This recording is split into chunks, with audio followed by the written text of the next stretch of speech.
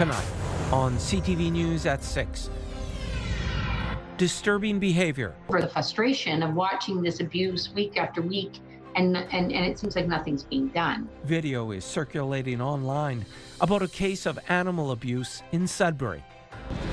Changing the temperature threshold. Capacity is an issue with a lot of agencies right now, making sure that they have staffing there. The city of Timmins is trying something new when cold weather sets in.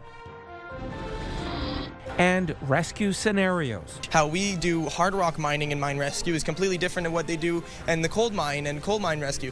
University students from Canada and the U.S. are in Sudbury, putting their skills to the test. CTV News at 6 with Tony Ryma and Rick Wyman with weather. Good evening. Thanks for being with us on this Tuesday, February 17th.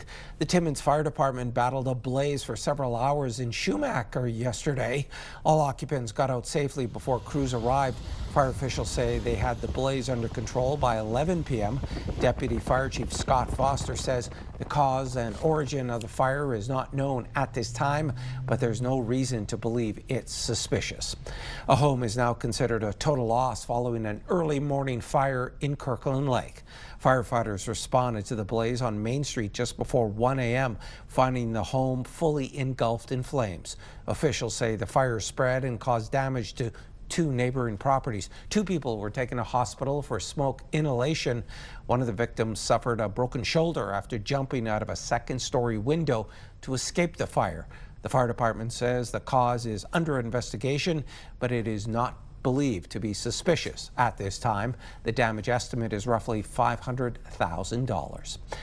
A video of a small black dog being kicked is circulating on social media. The video, which was taken near Bruce Avenue in Sudbury, has a pet rescue organization wondering when people will be held accountable.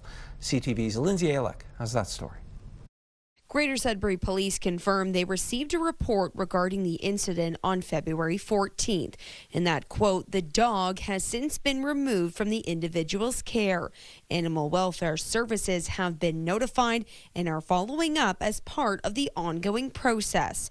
Officials confirmed they received hundreds of calls and are reminding community members to refrain from calling 911 unless they have firsthand information. When they're not feeling like they're getting the service of provincial animal welfare, they're calling the police because they're looking for somebody to do something.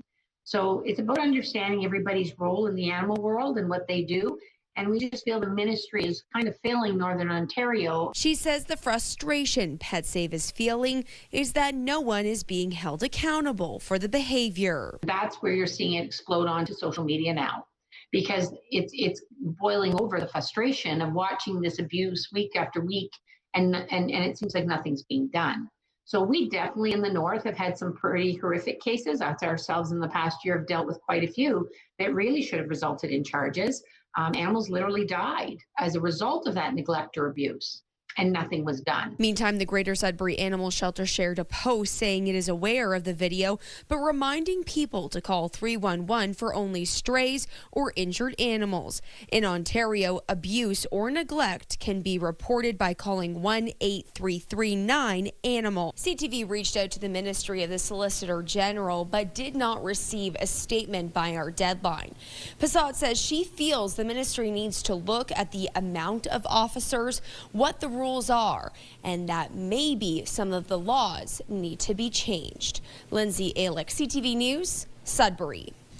And late this afternoon, we received this statement from the Ministry of the Solicitor General. Brent Ross says Animal Welfare Services takes all reports and concerns about animal welfare seriously. Inspectors are located in communities across Ontario, including Sudbury, and are available to respond within their regions. AWS responds to every call and complaint received, assessing each situation based on the information provided and the requirements of the Provincial Animal Welfare Services Act. It's been 1 week since a mass shooting in British Columbia. In Sudbury, officials are highlighting a protocol designed to prevent the unthinkable, citing Violence Threat Risk Assessment, also known as VITRA. CTV's Amanda Hicks has more. Almost a year ago, Sudbury became one of the first regions in Ontario to sign the latest community threat assessment protocol. At its core is VITRA, a model created 2 decades ago to identify, assess, and support students before a crisis occurs. In the wake of the tragedy in BC, officials say having this process in place is critical. It's a process that breaks down silos. We literally work in collaboration. We share information with consent that allows the picture to not just be puzzle pieces, but actually what does the puzzle look like. And the more information that you get, the better off you are and able to support. The protocol brings together 35 agencies across Sudbury, Manitoulin, and Espanola. Over the past year, Barsante says 120 individuals and their families have been supported through this framework. She adds, since the pandemic, students' needs have become increasingly complex. The solutions were a little bit easier to come to understanding and how to get there. But now we're looking at, I think, at very complex cases, and I think a lot of it has to do with the impact of what COVID, that the isolation, because COVID didn't just impact on children. It impacted on all of us. Once a VITRA assessment identifies a student at risk, the appropriate agencies step in to offer wraparound supports. We take that information back and we can assign a clinical staff without wait that would jump in right away to be able to support that youth and the family. How to identify, how to decrease, and how to really support the person of concern, their family, schools, communities. It's really about supporting everyone that's involved in it. Amanda Hicks, CTV News, Sudbury. An Ontario Superior Court judge has denied a change of venue request in the trial for the attempted murder of a 16-year-old girl in Cobalt. The defense lawyer for Philippe Gagnon argued he couldn't receive a fair trial in the district of Timiskaming because of pre-trial publicity and a negative public sentiment toward his client. Gagnon is accused of the attempted murder of his then 16-year-old girlfriend, allegedly hitting her with a car and attacking her with a sword. In the judge's ruling, she said not to confuse the abhorrence of a crime with an unfair and bias against the accused, citing the case of Robert Stephen Wright, who was convicted of Renee Sweeney's murder, which also got substantial pre-trial publicity. And a judge has dismissed appeals from 2 men involved in a 2021 arson in Sudbury. The defense argued evidence the 2 men provided the Crown during a third man's trial was not available at the time of their sentencing. The 2 men are serving 16 and 17 years for an arson at a Bruce Avenue townhouse that killed 3 people. During their trial, one of the men admitted to setting the fire to pay off a drug debt to Liam Stinson, while the other believed Stinson would give him drugs for helping. Stinson was found guilty of first-degree murder, but his trial happened after their sentencing. The judge says their sentences were largely because the 2 men were willing to benefit from setting the fire. The judge did repeal restitution payments of $250,000. Shifting gears now, let's talk weather. And a pretty nice day out there. What can we expect for the rest of the week? For that answer, here's CTV's Rick Wyman. Well, if you live in Timmins, Tony, it'll be beautiful. People in Timmins are just reveling over the forecast, but other areas like Sault Ste. Marie and Gore Bay, not too crazy about the forecast. There's snow tomorrow, 10 to 15 centimeters. A lot of people love Timmins, and why not? After getting all that snow earlier, they're entitled to a nice weather break. We've got our systems map courtesy of Environment Canada. You can see that system moving in for tomorrow. We'll check out some of the numbers a little bit later on. Current temperatures and a lot more, including our picks of the day. Tony, back to you. Thanks, Rick. Testing their skills still to come on CTV News at 6. Some Canadian and American university students take part in a mine rescue operation in Sudbury. But first, we're off to the International Bridge linking the Twin Saults. This live webcam is courtesy of the International Bridge Administration. It's -3 degrees. We will return right after these messages. When you see it happen, send it to CTV News. Text 10400 from your screen to ours. Text 10400. The province has named its 2025 Order of Ontario appointees, with a prominent Sault Ste. Marie name making the list. Shirley Horn, a residential school survivor, advocate, and Algoma University's first chancellor, was among those honored. Horn, a 2023 recipient of the Thomas Simons Award for commitment to conservation, has long been a voice for the preservation of culture. She's a founding member of the Children of Shingwauk Alumni Association and co-founded the Echoes of the World Drum Festival. Horn has been instrumental in the new National Centre of Cultural Excellence being built at Algoma University. University teams have converged in Sudbury this week for competitions, testing their abilities in mine rescue, first aid, and other problem-solving skills. We get the details from CTV's Angela Gemmell. Students get some last-minute knowledge from professional mine rescuers before they apply everything they've learned over the past few months to tackle various scenarios presented in competition. It's a great way for young mining engineers to be mindful and design with safety in mind and those procedures in mind. It's also just really good resources to have. A lot of this first aid stuff, you just feel more confident when you're going out hiking behind the bush. These university students are part of 9 different teams from 8 schools in Canada and the U.S. They're in Sudbury for the 2026 North American University Mine Rescue Competition.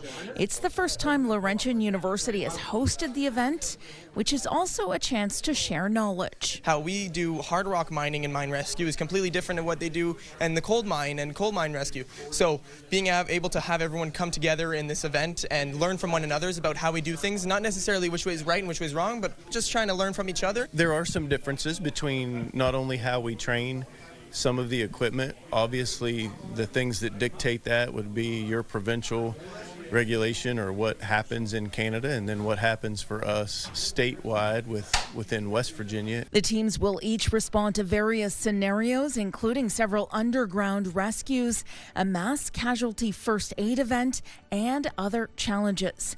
One criteria judges will be marking is teamwork and how well the members work together to solve a problem. You're dealing in distances very far, under very hazardous environments. You got to work as a team. You have to trust the people you're working with. You have to train and work together. Those are the big skills you learn. Over the next 3 days, the student teams will compete in rescue scenarios in the Underground Museum here at Dynamic Earth, as well as competitions at the Workplace Safety North headquarters downtown. Winners will be announced at a banquet Friday night. Angela Gemmell, CTV News, Sudbury. 4 members of the Canadian Armed Forces are training in Greater Sudbury on the Canadian-made Fat Truck to be used in the Arctic. The training wraps up tomorrow, with 2 members headed north to the Arctic with the amphibious vehicle to train more members of the Armed Forces. Officials with the company, Rough Diamond, hope that the training on Fat Trucks continues to reduce reliance on air travel. We see a solution to the very complex and challenging terrain with extreme cold temperatures. And we've had these machines sent to Tuktoyaktuk for several months doing cold weather testing. And we took that input back to the factory to permit them to make those necessary changes, whether it's an extra heater or move something around for their end needs. Because at the end of the day, their mission success to keep us as Canadians safe. Fat trucks are used by Hydro One mining exploration teams and emergency responders in all-terrain responses. The city of Timmins has adjusted the threshold for when it announces extreme cold weather alerts, dropping the threshold from -25 to -20 degrees. CTV's Lydia Chubak reports. The city of Timmins says it's trying something new with its cold weather alerts. It's changed the temperature threshold for when it issues the notices.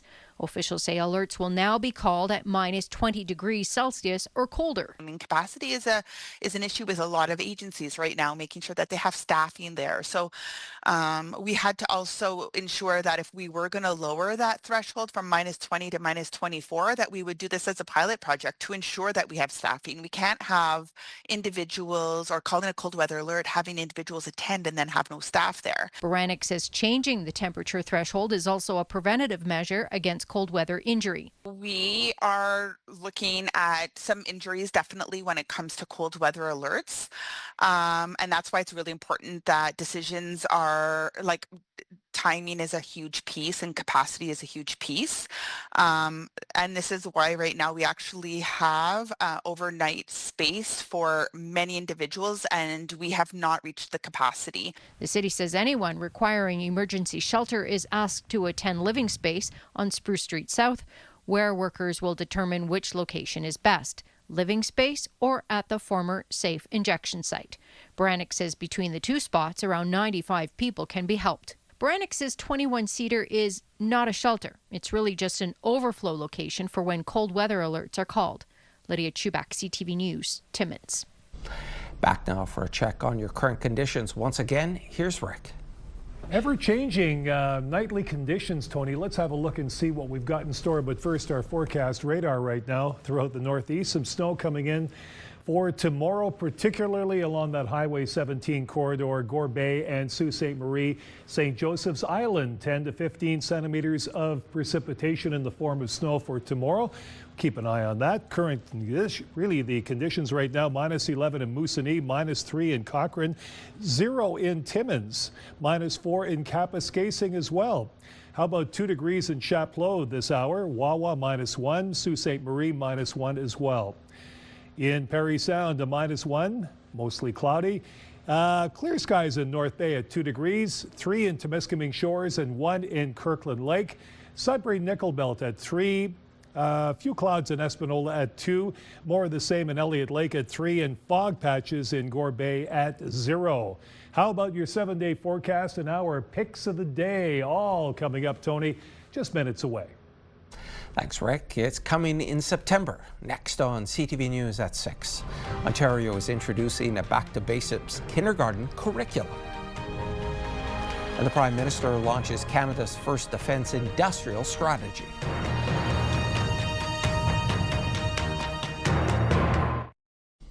A big change is coming for Ontario's smallest students. The Ministry of Education is beefing up the kindergarten curriculum by asking teachers to double down on reading and math. CTV's Michelle Molesky explains. Kindergarten is the start of a 14-year journey of education. In Ontario, it's play-based. We want them to play. We want them to still have that curiosity and learning to extend their thinking and discovery through kindergarten. That won't change in September. The change is students will have certain expectations to meet. For example, our kindergartens will be exploring, counting, estimating up to 20. And they'll be doing addition and subtraction up to 10. The teachers will be expected to help students reach those specific thresholds. They want a real focus on literacy and mathematics and explicitly teaching it instead of implicitly doing it. Teacher Union President Mario Spagnuolo says his members have known about this change coming for a few years. It was supposed to be implemented this school year.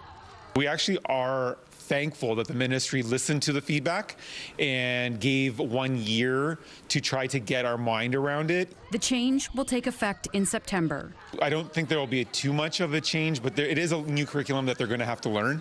The ministry's only given a 30-minute webinar that's available for teachers.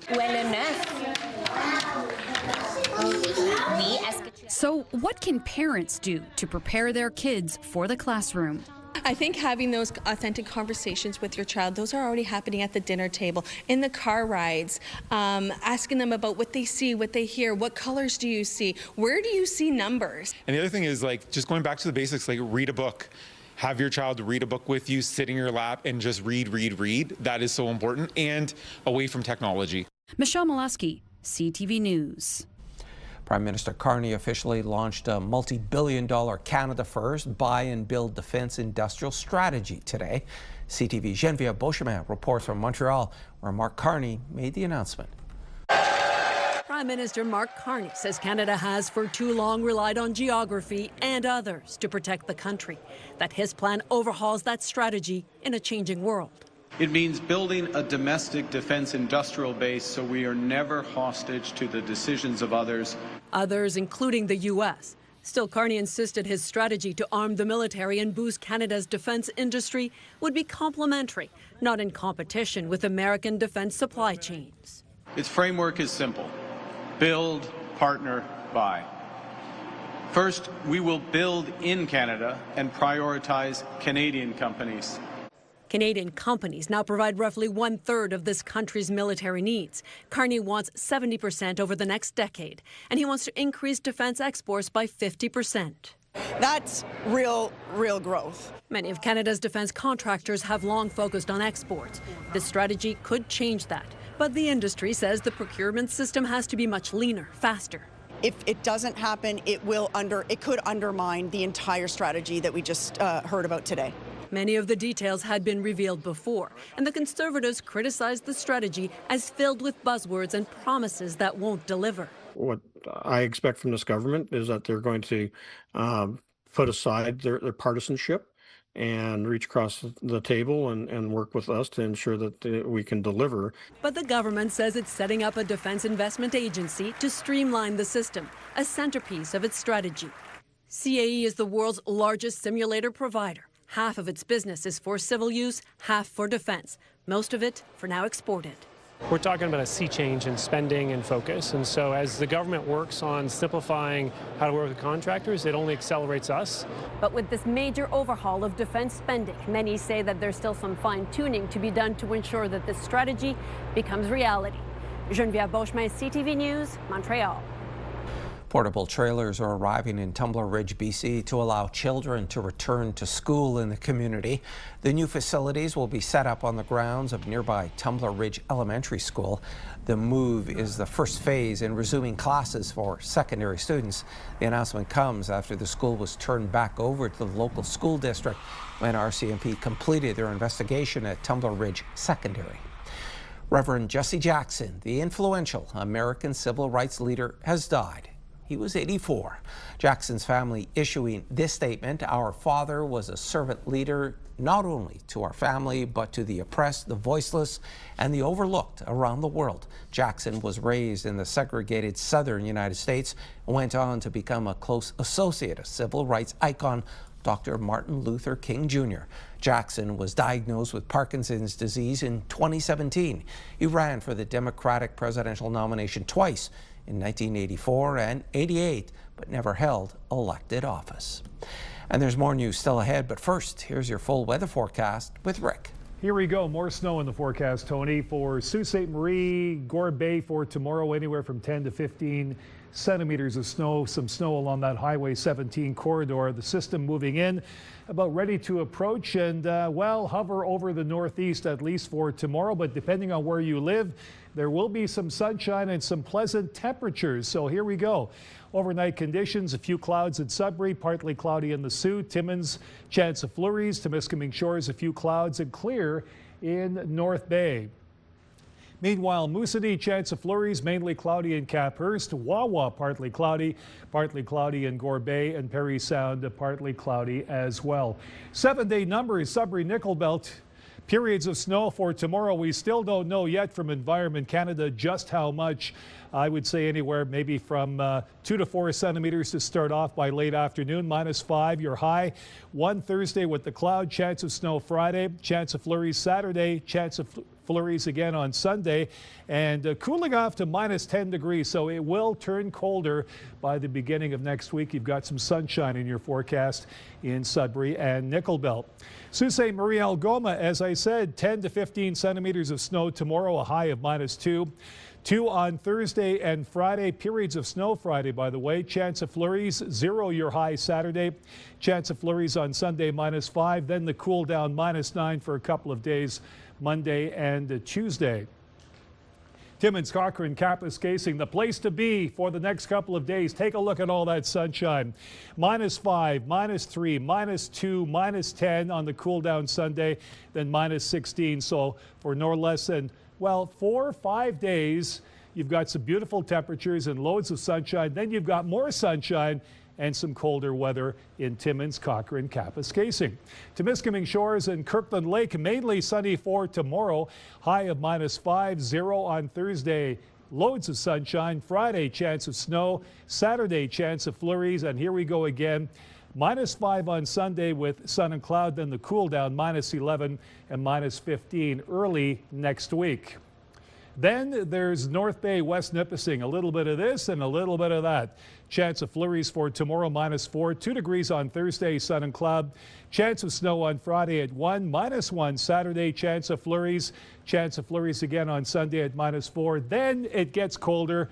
-10 on Monday and -13 on Tuesday. Talk about a variety pack of weather in North Bay and West Nipissing. Let's see the picks of the day. Here we go. Beautiful stuff.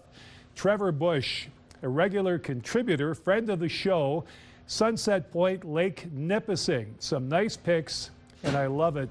Certainly depicting the setting sun, Trevor. Well done, my man. Coming up a little bit later on, Sudbury man goes to Antarctica and comes back and talks to me about his experience. That's coming up in a couple of minutes. Fire services in the GTA are warning there has been an increase this year in the number of lithium-ion battery fires. The batteries are used in many common household devices, but many fires appear to be connected to e-bikes and e-scooters. CTV's Pat Foran has details. We've done stories on lithium-ion battery fires involving toy cars, smartphones on airplanes, and e-bikes in the subway system.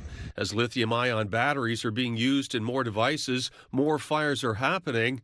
Aviva Insurance just issued a warning. When they do overheat, they smoke, they can explode, and the fires burn very, very hot and spread very, very quickly. The insurance company says there has been a 162% increase in this type of fire over the past 2 years. Toronto Fire Services says there were 90 lithium-ion battery fires last year, and there were 11 in January. We're absolutely seeing an increase year over year. Almost half of the fires so far this year have been connected to micro-mobility devices, e-bikes and e-scooters. We often see users tampering with batteries to try to increase the length of power, the duration of the battery, and also the speed at which the e-bike or e-hoverboard scooter can actually travel at. We have seen a rise in lithium-ion battery fires. York Region says while the batteries are in many devices in the home, most fires have been caused by items charging inside garages. 80% of those fires have been residential garage fires involving batteries. When lithium-ion batteries fail, they may smoke, hiss, and expand. Once they enter something called thermal runaway, they can explode, releasing toxic smoke and chemicals, and reach temperatures of 400 degrees Celsius. To avoid battery fires, always follow the manufacturer's instructions, only use batteries designed for the device, and charging cords that came with the product. Store batteries away from flammable items and avoid excessive charging. You should never tamper with a battery. Don't allow them to charge overnight. An old or damaged battery should be disposed of at municipal recycling centers. Pat Foran, CTV News. Over the decades, HIV treatment has progressed, becoming more steady and manageable, but stigma continues to keep many from getting that treatment. CTV's Pauline Chan has more on a new short film that deals with this issue. I have HIV, Mom. Oh, baby. The 6-minute-long film has an eye-opening title, but its subject is subtle: how stigma affects HIV-positive people, even though the medical journey is now relatively straightforward.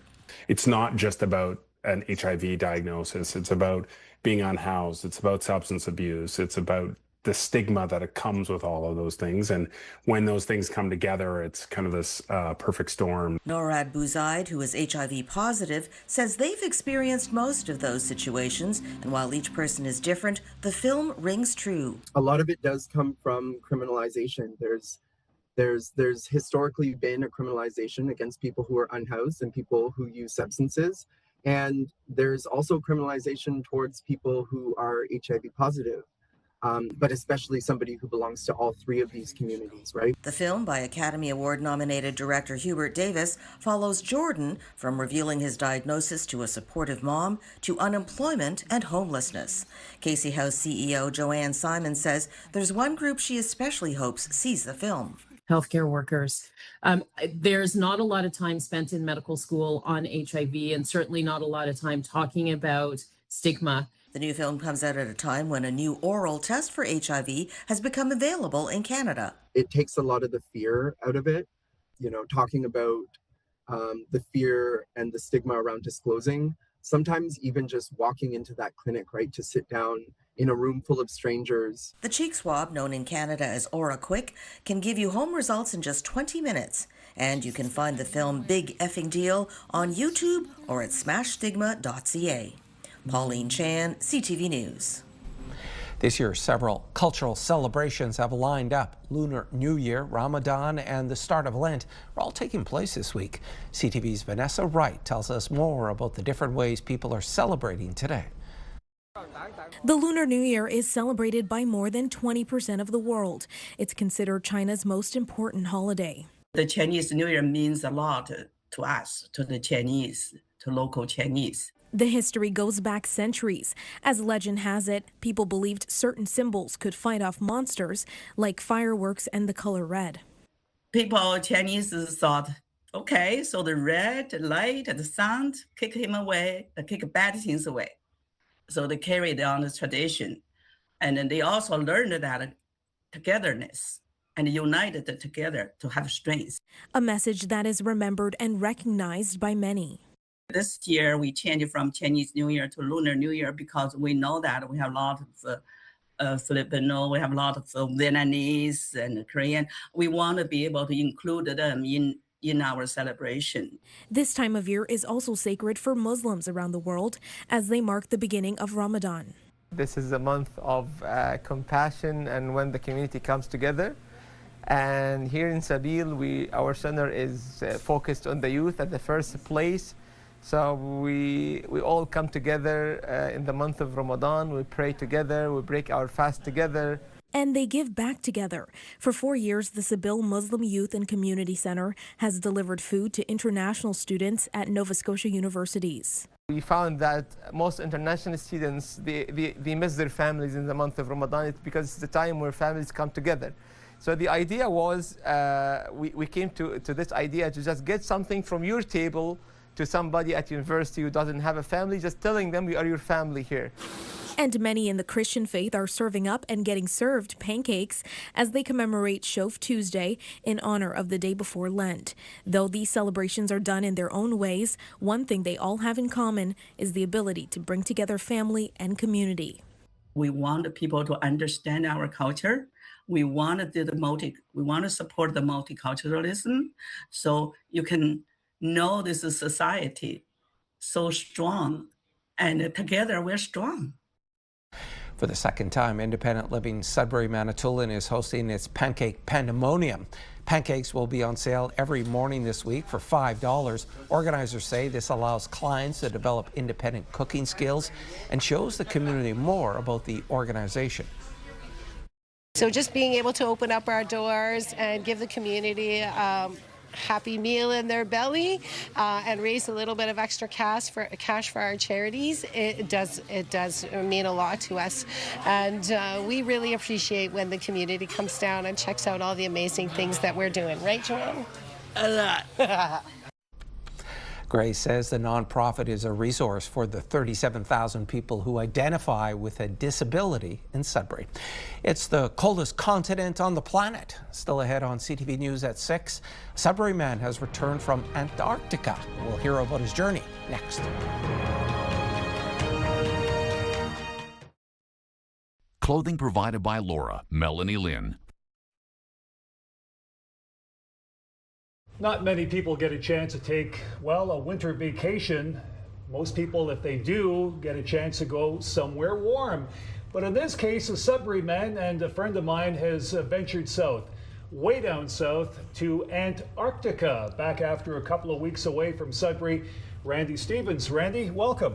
Thank you, Rick. That's quite the trip. So a lot of people that I've talked to recently wonder why. Why Antarctica? I've wanted to go to Antarctica ever since I was 10, since I read about Sir Ernest Shackleton. So I did it. And you mentioned something about realizing your dreams, which I think is very important too. Yeah, I never want to give up on my dreams, and so I thought this was the time to do it. So that's what I did. A lot of people seem to think that it's an incredible venture for you to be making, considering not only the cost, but the distance, what do you say to them? If you want to go on a trip, do whatever it takes. You can't take the money with you.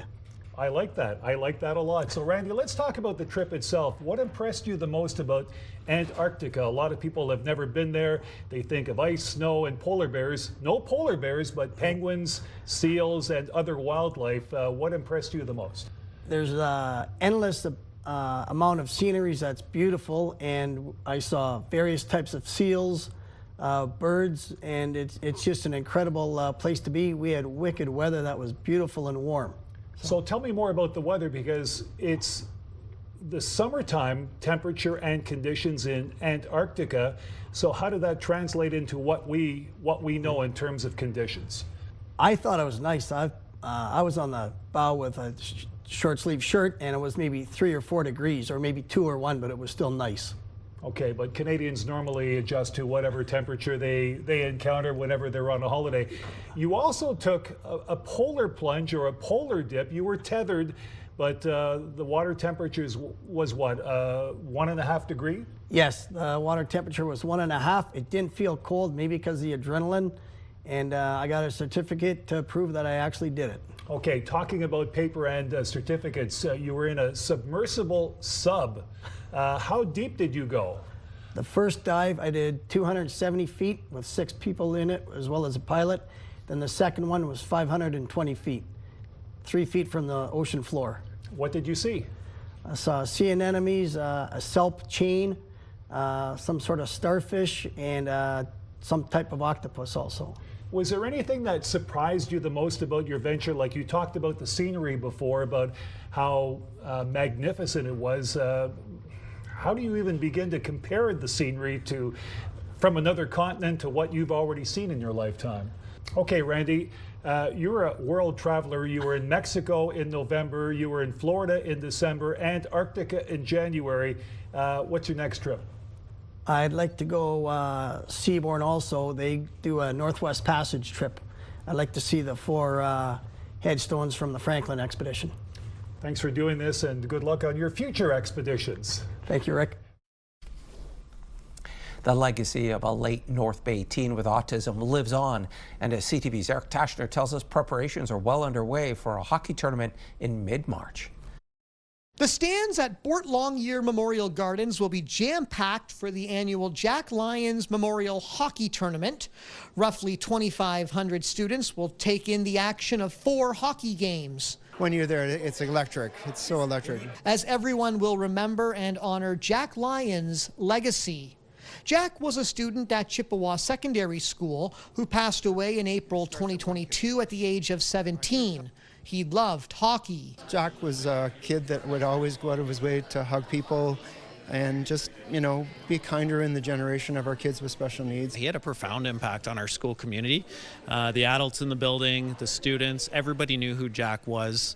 Everyone appreciated him for who he was, and he's just someone that you'll never forget. In the last 2 years, the day has raised close to $34,000 to support the Autism Summer Camp program at One Kids Place for between 50 and 60 kids. Amazing for these kids to be able to experience things in the community that they would otherwise, because of some of the challenges and barriers. My daughter works in it, and she comes home and she goes, "Daddy, I would do this for free. It's so fun," and that's what we're looking for, is the kids having fun. The Lyons family continues to advocate for autism awareness services as a way of remembering Jack. One boy in Surgeon Falls, he came home after the week. He was talking more. He was with friends. Former Chippewa student Jenna Wilson started the first Jack Lyons tournament. It's really powerful to be able to leave the building, leave Chippewa, and know that the people in the building are going to continue on running this tournament and continue with his legacy. The Lyons family says it's honored to carry on Jack's legacy to ensure children with autism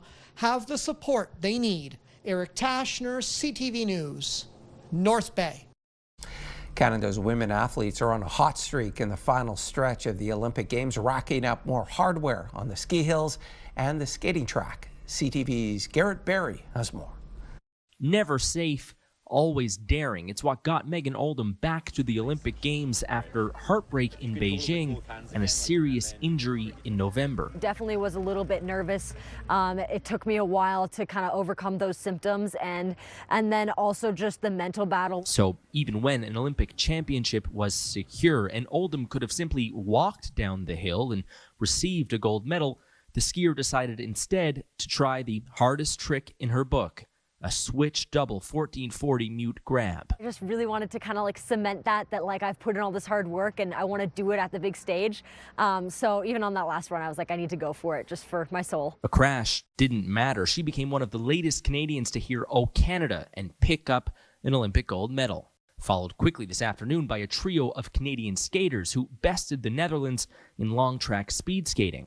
Isabelle Weideman, Valérie Maltais, and Yvonne Blandin have gone back-to-back, winning a second straight Olympic gold in the women's team pursuit. The fact that we've trained together and competed together for so long, like we have pushed each other a lot to like take speed skating to the next level. On the short track, Courtney Sereau took home her third medal and second silver in a 1,000-meter competition Monday afternoon. And she's not done yet. The finals of the 3,000-meter relay go Wednesday night in Milan. And Canadian women have played their way into the gold medal hockey game, setting up a rematch against the United States. Captain Marie-Philippe Poulin scored 2 goals in the semifinal, setting a new Olympic record. She's now scored more goals in Olympic competition than any other woman. Garrett Berry, CTV News, Milan. Entertainment brought to you by the Cinefest Red Carpet Patron Program. From a pineapple under the sea to the silver screen, SpongeBob is back and Hollywood says goodbye to one of its prolific actors. Melissa Dunn has tonight's Hollywood report. Hollywood is mourning the passing of legendary actor Robert Duvall, who passed away at the age of 95 on Monday. Duvall's widow's co-star Viola Davis posted on Instagram Threads saying, "I've always been in awe of your towering portrayals of men who were both quiet and dominating in their humanness. You were a giant, an icon." It was like a fantasy. Tonight, Kat, John, and Carolyn, Love, Beauty, and Loss on ABC. The new one-hour special chronicles the relationship between John F. Kennedy Jr., the son of the 35th President of the United States, and his wife, Carolyn Bessette Kennedy. The special airs tonight at 10 p.m. Eastern and will stream tomorrow on Hulu and Disney+. Disney is the parent company of ABC, Hulu, and ABC News. Squidward, want to hear my big news? Let me go mark some time on my calendar. SpongeBob is coming back to the silver screen. The SpongeBob movie Search for SquarePants will premiere on Paramount Plus today. And happy birthday to Michael Jordan. The NBA Hall of Famer is 63 today. That's what's happening in Hollywood. Melissa Adon, ABC News.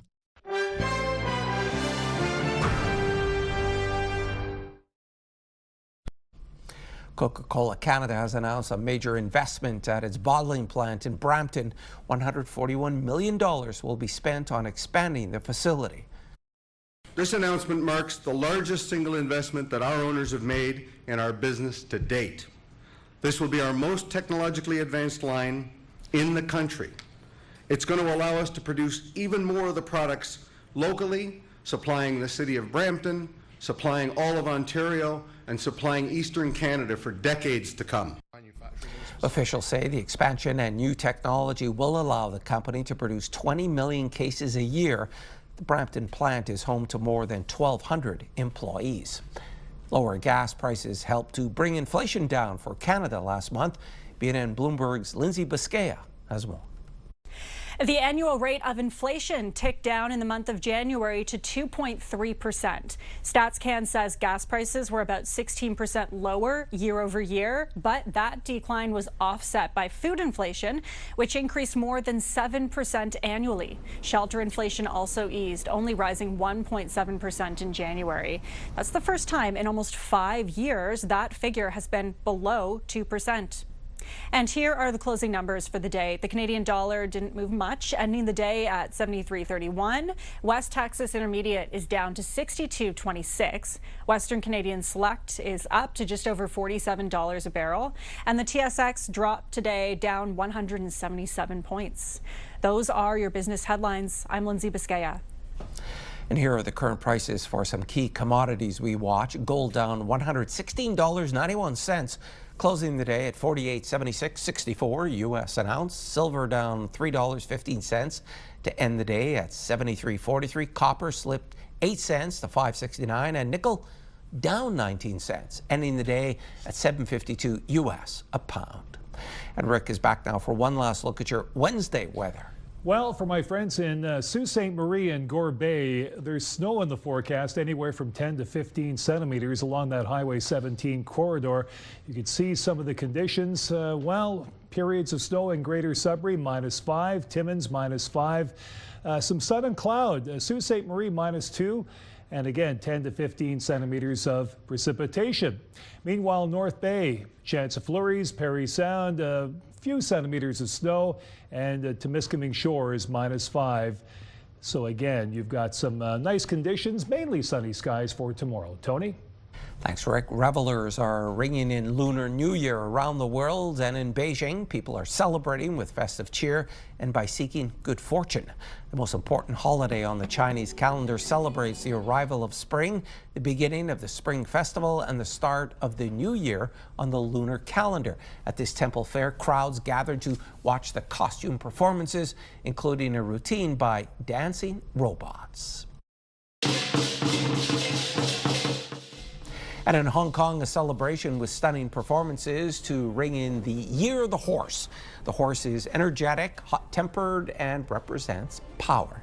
And folks, that's CTV News at 6. I'm Tony Ryma. More news comes your way at 11:30 with Ian Campbell. Good night.